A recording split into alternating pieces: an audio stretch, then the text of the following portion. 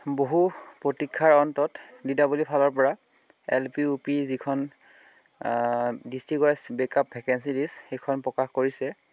আজি পুৱা যি নিউজৰ সম্পৰ্কে অফিচিয়েল জাননী প্ৰকাশ কৰিছিলে, সেই অফিচিয়েল জাননীৰ পাছত LP UP বেকআপ ভেকেঞ্চিখন প্ৰকাশ কৰিছে। DW অফিচিয়েল ৱেবছাইটৰ পৰা আপোনালোকে ডাউনলোড কৰিব পাৰিব, ৱেবছাইটৰ পৰা আপোনালোকে প্ৰত্যক্ষভাৱে ডাউনলোড কৰিব পাৰিব।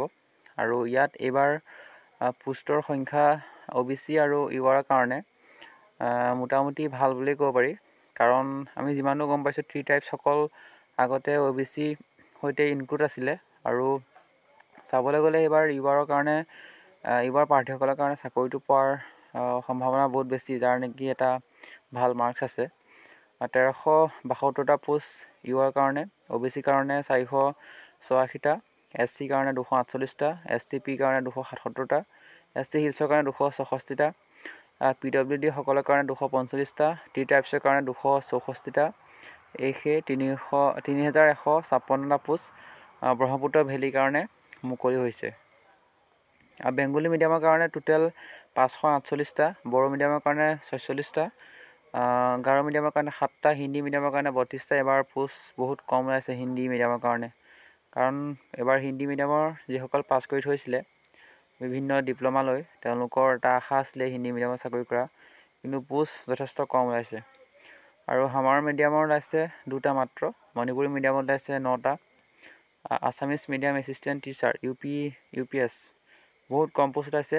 OBC সকলৰ মাত্ৰ 89টা পোষ্ট ওলাইছে, UR সকলৰ 288টা, এনেকৈ 673টা পোষ্ট ওলাইছে। আমি LPখনৰ কথা যদি আমি চাবলৈ যাওঁ, তেতিয়াহ'লে চাবলৈ গ'লে এভাৰেজ এটা পোষ্ট ওলাইছে সকলোৰে কাৰণে। UR কাৰণে যথেষ্ট পোষ্ট ওলাইছে এইবাৰ। যোৱাবাৰ 3800 পোষ্টত UR কাৰণে মাত্ৰ 1100 নে 1200 পোষ্ট আছিলে, কিন্তু এইবাৰ 1372টা আছিলে, আৰু OBC আছিলে 550টা, এইবাৰ 484টা।